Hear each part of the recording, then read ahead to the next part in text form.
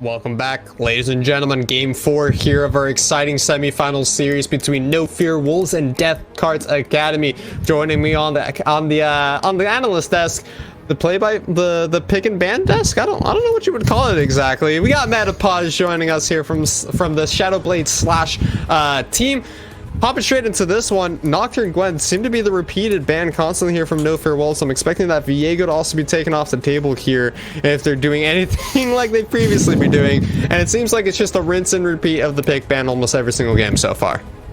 I'm really surprised to see this Nocturne still on the ban list. Especially with how No Fear teams want to scale a lot. The jungler doesn't do much until level 6.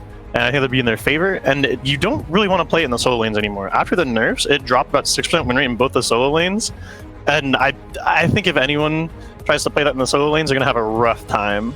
And I really want to see No Fear try to go with a more scaling comp this time again. Looks like they had the Thresh for a more defensive laner that has some options, and we'll have to see what they pair with that. They have been pairing that Thresh with the Kalista so far. I'm personally not a huge fan of the Kalista. I know that the Feelers has been banned away by DCA every single game so far, so they don't really have a chance to get their hands on that for Epic Fail Guy, but I do think that there are other options out there that are still just as powerful as the Aphelios, such as the likes of maybe a Jinx, as a personal favorite of mine. You can always lock in the Ezreal, which is still pretty decently strong.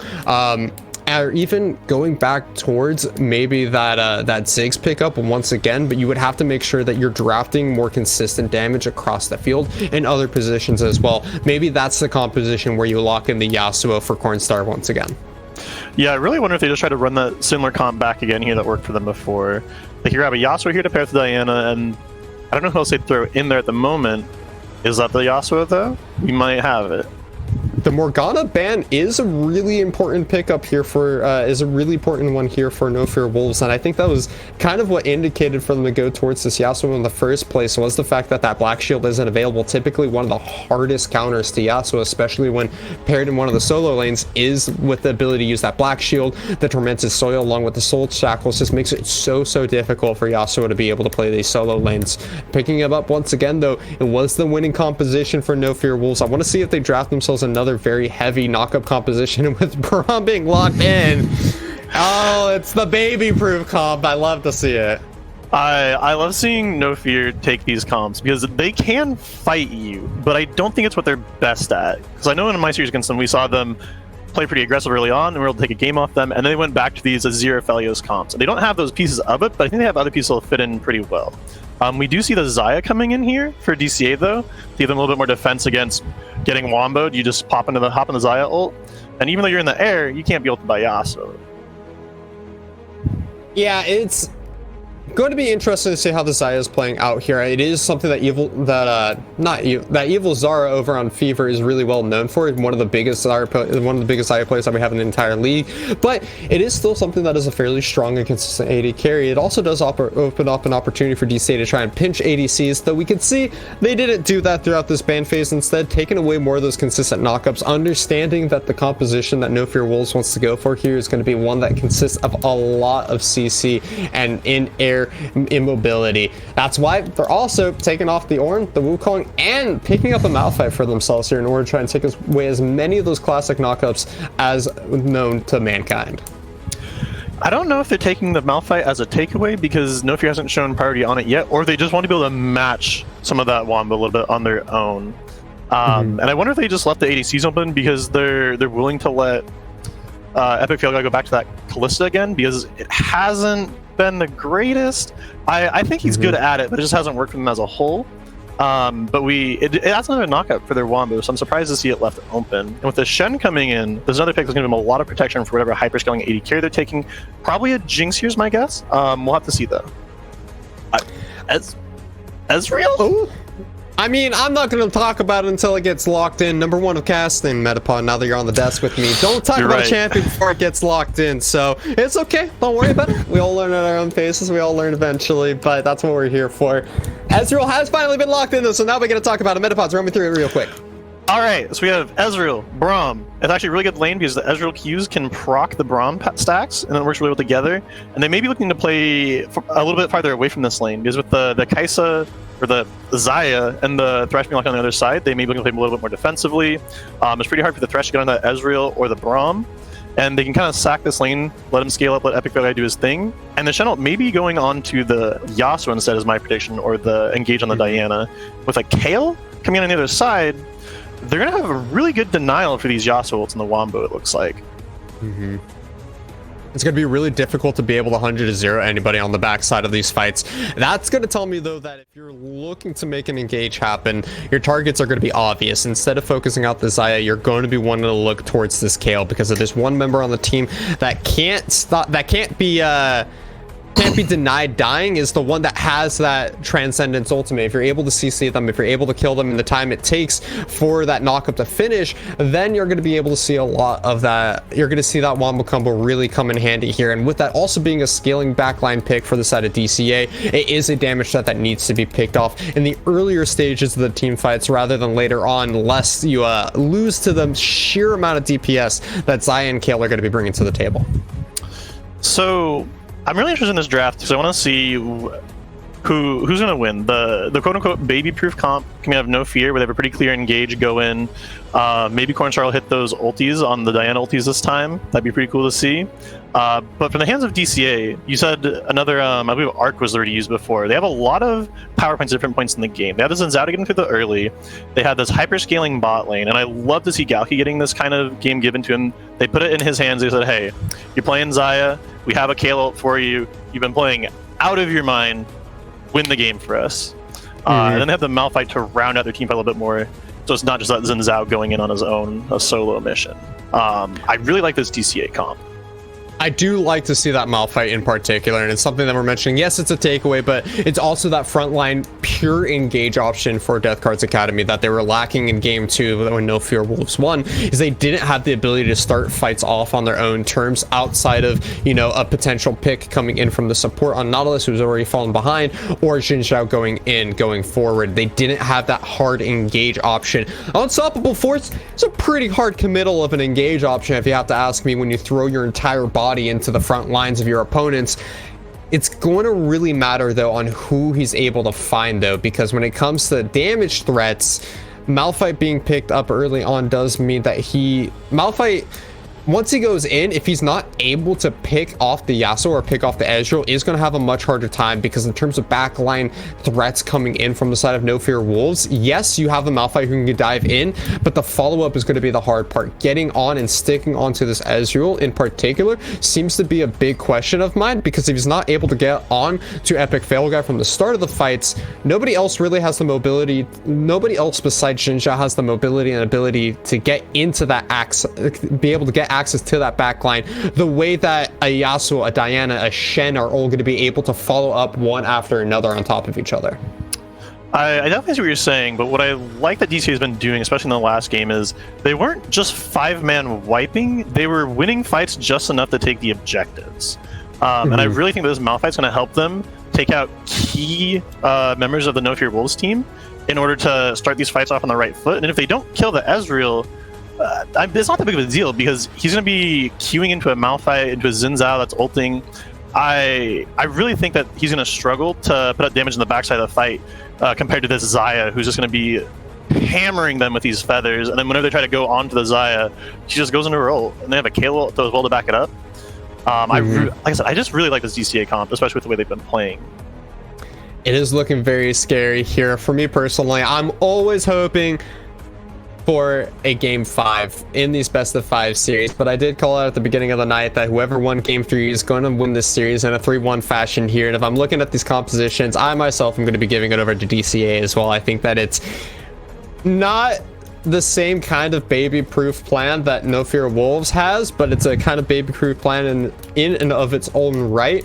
You have your guaranteed engage, you have your consistent damage, and you have the player that you say, you know what, you're going to be the carry. This game it's Galaxy Meep. This game it's going to be Cornstar as well. In this 4th game of our best of 5 series here, ladies and gentlemen, we have the Yasuo versus ADC classic 1v1, or I guess 2v8. I don't know how to do the math on this one. 1v4 on both sides. As they 1v5 on both sides as they want to try and carry their teams to victory. I think I already got an idea of who you think is going to win here, Metapods. Before the stream, who do you think is going to win this 4th game? DCA, all in your profit. You already called it. You heard it here first, folks. I'm too big brain. Calling CB Rush 3-1 on the main stream. Calling DCA 3-1 on the second stream here. We'll see you guys in 2.5 minutes for this 4th game of the series between No Fear Wolves and Death Cards Academy here at Excellency Mid-League Semifinals. Yeah, this is going to be one of the series. This is where the series starts to get a little bit tense here, Camcom.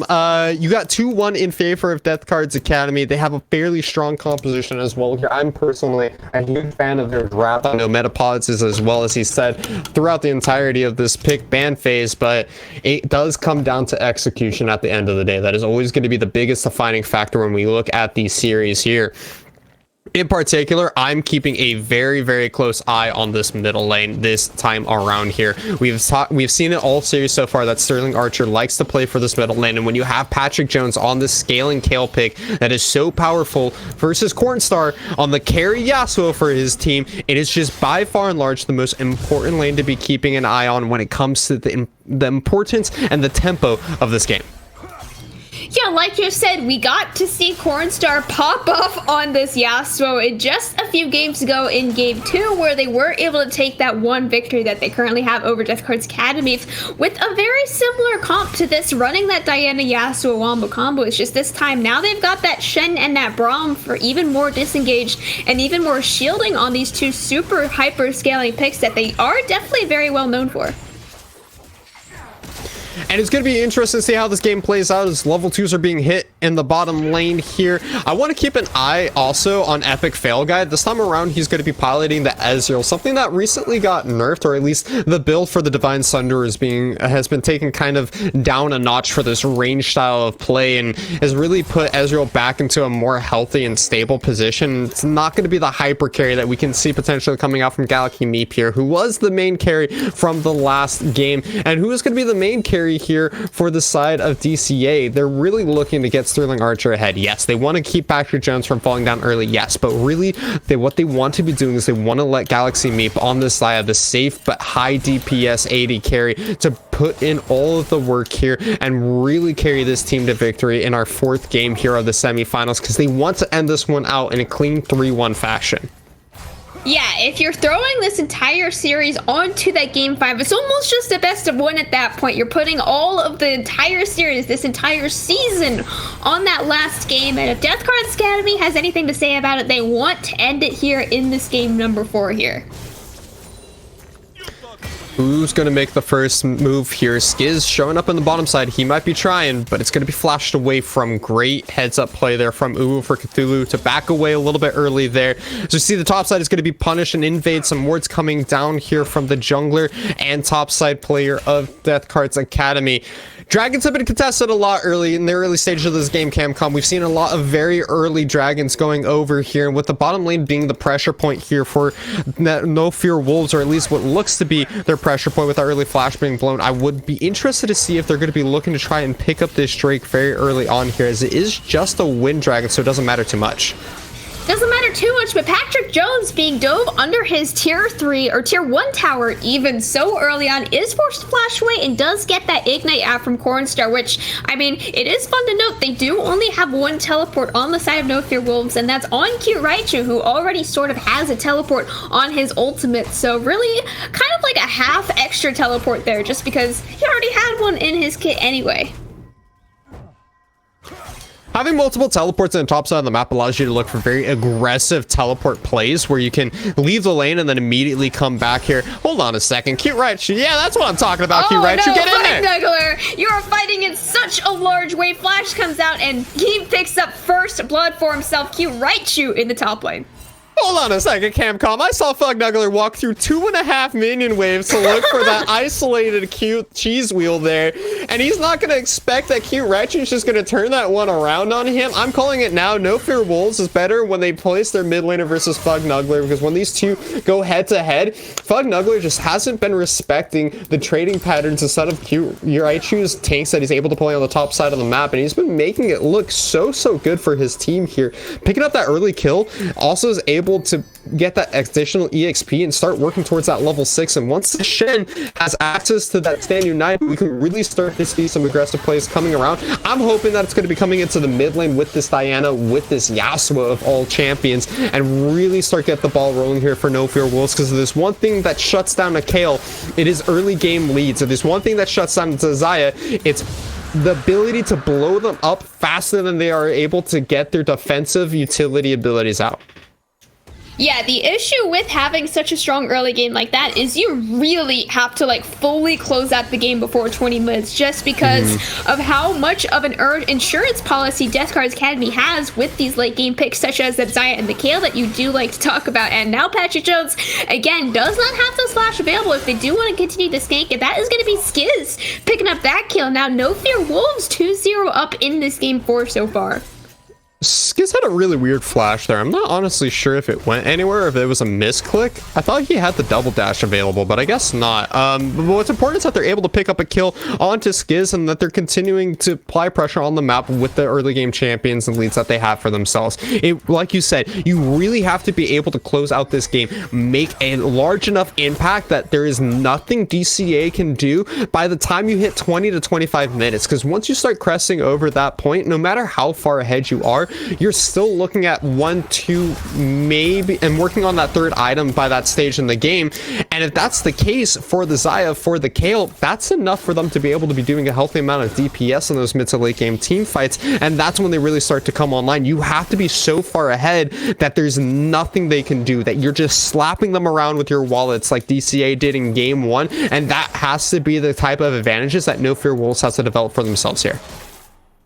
Yeah, and so far, No Fear Wolves have been doing very well, as they have gotten a kill onto Raichu, just a complete solo kill, and then, of course, Skiz finding a nice gank there in the mid lane onto Patrick Jones. Definitely the #1 person they are trying to shut down, and getting that kill onto one of their 2 Wombo combo members. Very powerful so far in this early game for No Fear Wolves, like you're saying. And we've come across a little bit of a pause here, Cam, and it's great for me because it means that I can do my job as a color. Every time, Cam, I swear. Oh, I'm losing my mind here over on X-League Mid-League. This is the new show that you're watching, as our casters get mentally broken. Yep. But it gives us an opportunity at least to sit back and talk about this game a little bit and look towards where we're looking these teams to continue to apply pressure, where we're looking for them to be doing as the game continues forward. And that's going to be continue to pressure around this mid lane. Yasuo is now level 7. Patrick Jones has that level 6, but the early stages of level 6 are fairly short durations for the Transcendence. You can still pop Patrick Jones during the time that last breath goes off, because it's longer than the Transcendence is. Yes, you're going to be able to ignore some of the damage or some of the damage afterwards, but I don't think it's enough. Forced to use the Featherstorm as well as his flash there just to try and live in the 1v2, but it doesn't even matter. Epic Fail Guy committing his own flash there and is able to secure another kill in the favor of No Fear Wolves. I should have let you handle that so much sooner. But it has been a blow-up game here for No Fear Wolves. They're once again finding the early leads that they need to be finding. But like last game, are they going to be able to continue that going into the mid to late game? That's the hard part, because we saw in the last game, DCA was able to get some of those really late team fights going heavily in their favor, and that's what allowed them to win the game. Not only that, but finding a lot of objective control has done them wonders, as we see here. It's going to be Cornstar getting collapsed on. Cornstar, he has a lot of dashes available if he does want to continue fighting it, as he is in the minion wave, and Skiz has arrived to get the wombo combo onto Patrick Jones.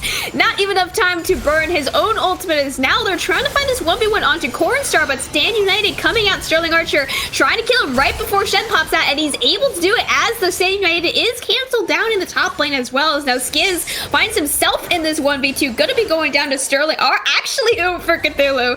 Takes a little bit of a KS there, saying kill secured on the support. Yeah, the sound of the whip that Uwu throws your way when he decides that kill belongs to him and no one else is great turnaround coming in there from Sterling Archer to make that play work out in favor of DCA, or at least go even for them there. They are able to pick up 2 for 1 at the end of the day. What's important there is we finally see the combo coming in from the jungle and mid duo of No Fear Wolves. We had Metapods. talking about it before, if you're going to be running this Yasuo Diana combination, you have to be able to get the last breath off of that Moonfall there, and we finally see it coming out here. And even with Uwu being the first one to rotate over towards the mid lane, it is still the first kill that goes over to Cornstar off the back of that play. I want to see them continue to push his aggression.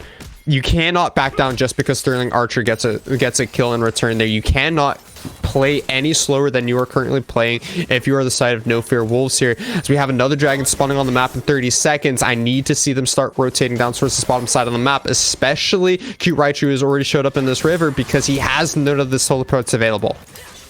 Yeah, and you see Uwu for Cthulhu forced to flash away before this dragon even spawns, and he doesn't have that Hex Flash available on this Thresh, so that is just going to be another 5-minute cooldown taken away from the side of Death Card's Academy. It does look like this Ocean Dragon spawning in just 5 seconds with the amount of bot side river control that No Fear does currently have. Does look like it will be going to the side of No Fear Wolves, largely uncontested, as there is an ADC 1v1 going on down here in the bottom lane. Much more favor towards Epic Fail Guy at this point, as now you can just see completely uncontested Ocean Dragon, and we do get to see what soul we have this game, and it's a mountain. I think that's the first mountain we've had in the series so far. It is the first mountain we've had this series so far. 2 Wind Souls and an Ocean Soul. Hold on a second. More plays. Oh no, Patrick Jones trying to farm up under on the wave. It just gets wombo combo down to death once again.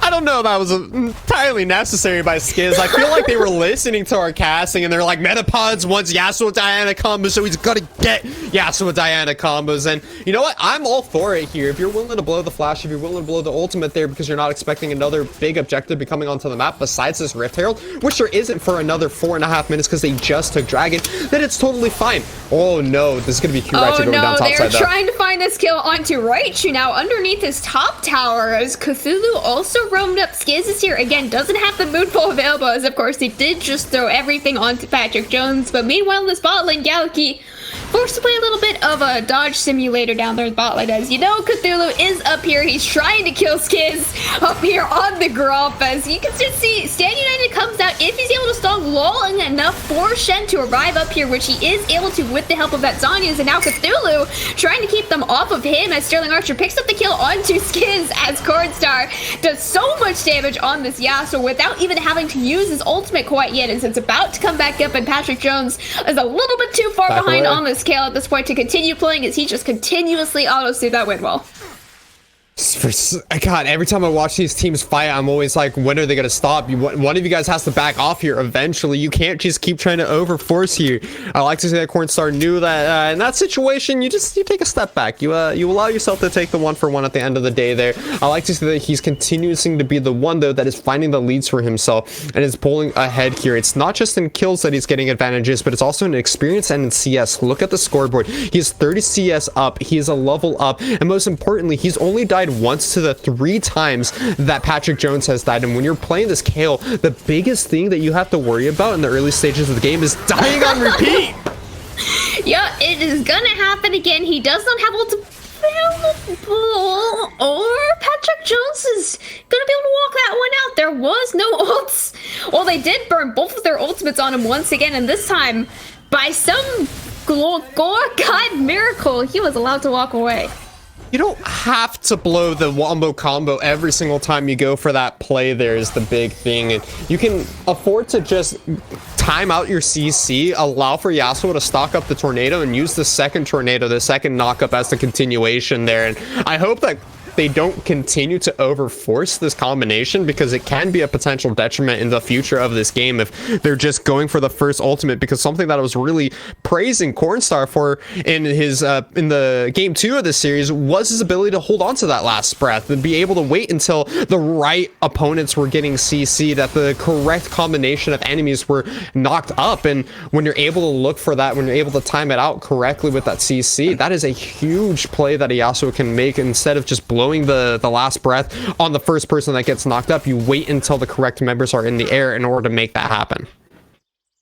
Yeah, you can't really wait that long though when you do have a gank timer, and you gotta do it right now or there's no chance. And of course, with the Moonfall and the Last Breath coming out together every single time, their cooldown also comes up together at the same time every time as well. So once you have one of them available, usually you have the other one and you can go in immediately, as Cthulhu goes in a little bit too soon as Justbox able to pick up that kill, but Funknuckler teleporting in on the backside, using that unstoppable force, finding himself a kill down here in the bot side. Stan United coming down, bringing right to his Last Breath, finally lands onto two members, finding the Astral, a double kill, as now he's looking for the triple kill. Skiz gets caught out by Sterling Archer on the backside. Sterling Archer flashing in onto Justbox, looking for this 1v3. It's Patrick Jones. He's sitting here, he's still level 10 on this Kale though. He's not going to be able to do a whole lot of damage from range, as he's already forced to use his ultimate and not able to walk that one out, as Cornstar gets an extended quadra kill in the bottom lane.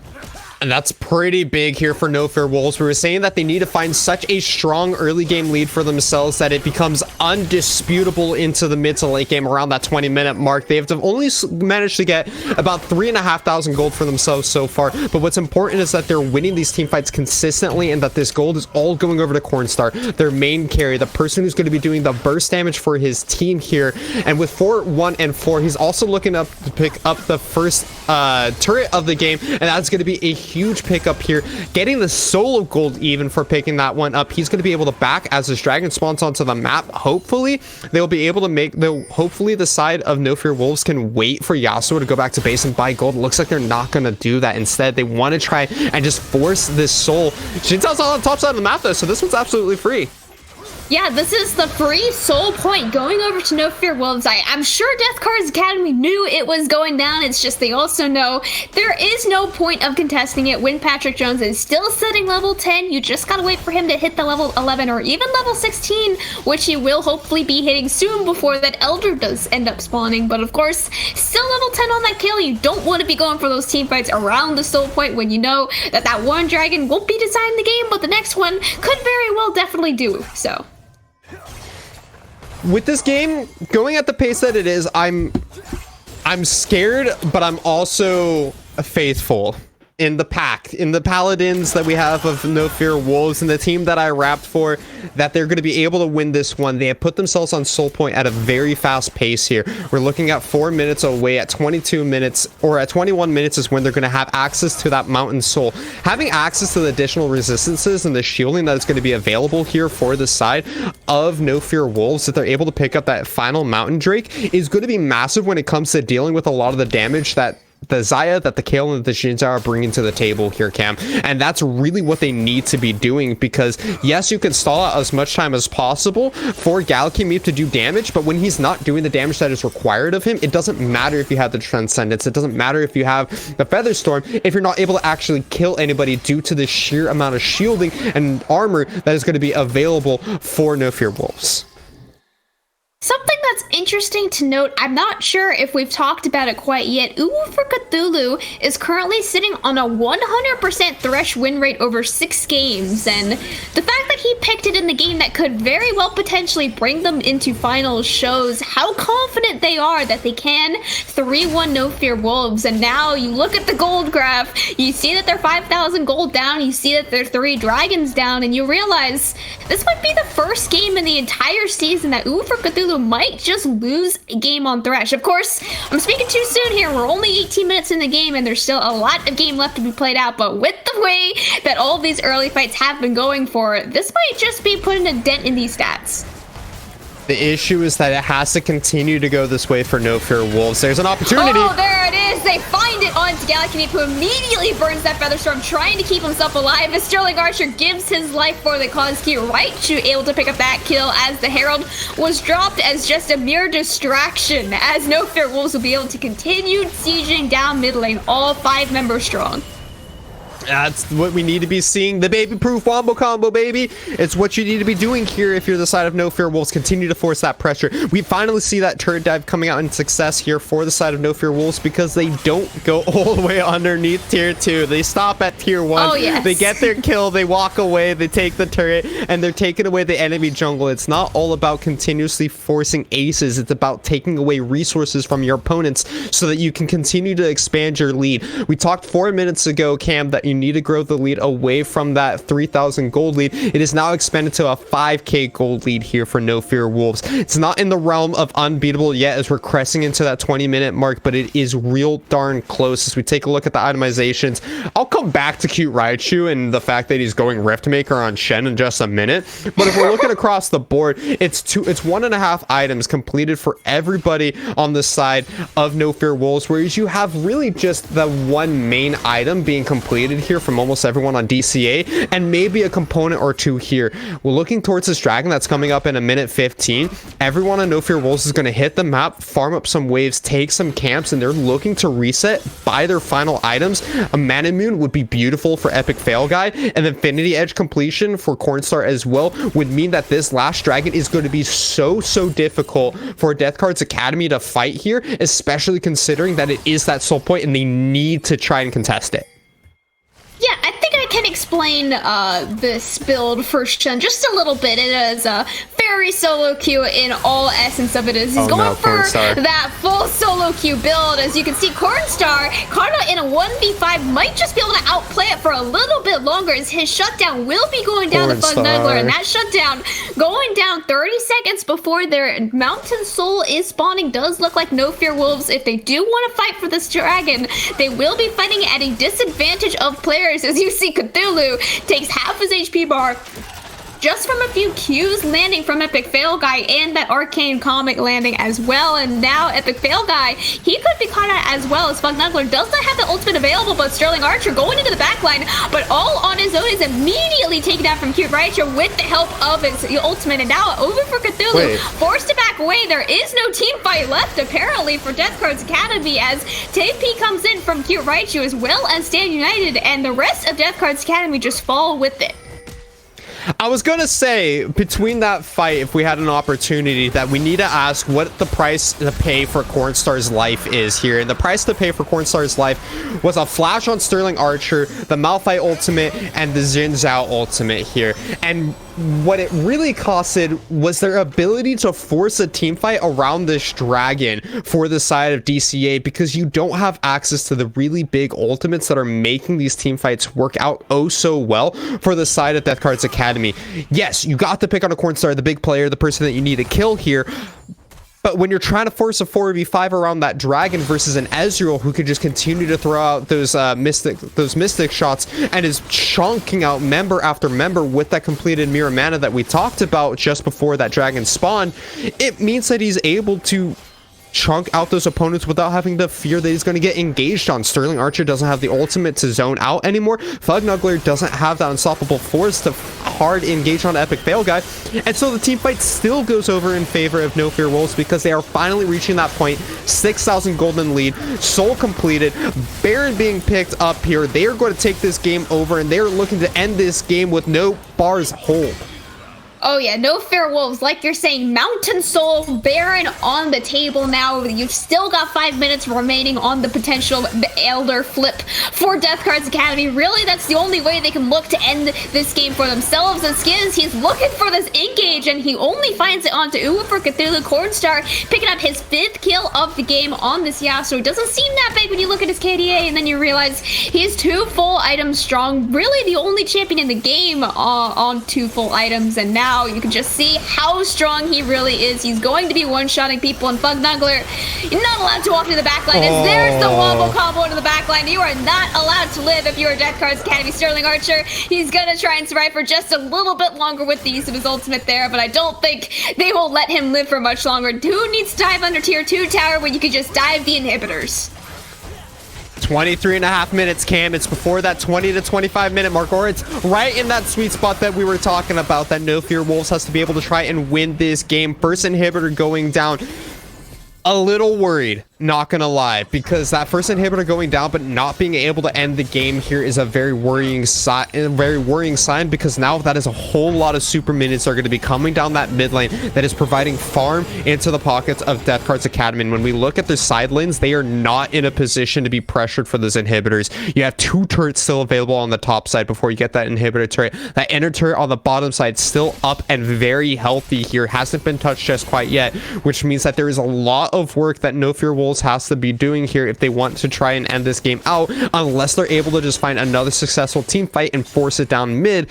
But that's not going to be what DCA is going to let them do. They're not going to give them that free access to the massive team fight like that. Yeah, I sure do hope so, as Patrick Jones, he is finally getting to side lane and get some solo gold and solo XP for himself. Currently is level 13 on that Kale, just 3 more levels to go before he hits the godlike ascension of the level 16 power spike, but of course, he's still got a few minutes before he gets there. I'm not sure he's going to be able to hit it in 3 minutes before the Elder Dragon spawns, as now he has to be pushed out from bot lane once again. He cannot 1v1 Cornstar whatsoever. If he gives another kill over to this already super fit Yasuo, it is just going to make those dragon fights that much harder for them. As now, he's going to be taunted up by Kiraichu, forcing out his flash, and he almost had to flash away as well as use his ultimate, but luckily his ult was about just enough, as you can see how much damage they're able to do just through the use of poke, not even going all in on them quite yet. Baron should be ending fairly soon here for the side of death, for the side of No Fear Wolves, but what's important is that they were able to go down the top lane for free. Look at this, the second inhibitor is going to be going down. They're looking to execute this game. They're looking to finish it off. They are not giving any room to breathe here to the side of DCA. Make your final stand, Death Cards Academy, because this is going to be the game 4 victory for No Fear Wolves if you don't go now.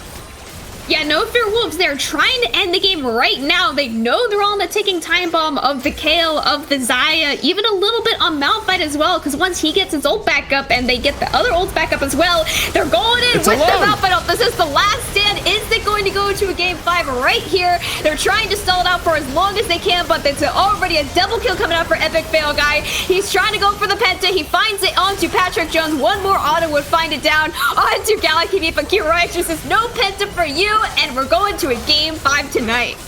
Silver Scrapes time, ladies and gentlemen, as we're heading to a 2-2 series here between No Fear Wolves and Death Cards Academy. We said it on the mainstream that CB Rush versus Fever, it's the personalities you're looking for, but if you're looking for a 5-game series, if you're looking for some intense, insane gameplay coming out from any of these teams here, it's going to be this one that you want to watch because these teams are so evenly matched. It was game 1 that DCA won in commanding early game domination fashion. No Fear Wolves and DCA both taking one apiece when it comes to mid-game team fights, and now No Fear Wolves have answered with their own early game massive victory here in the 4th game of the series to tie them up for 2-2. It started as a best of 5, but now, Cam, it's a best of 1, winner takes all.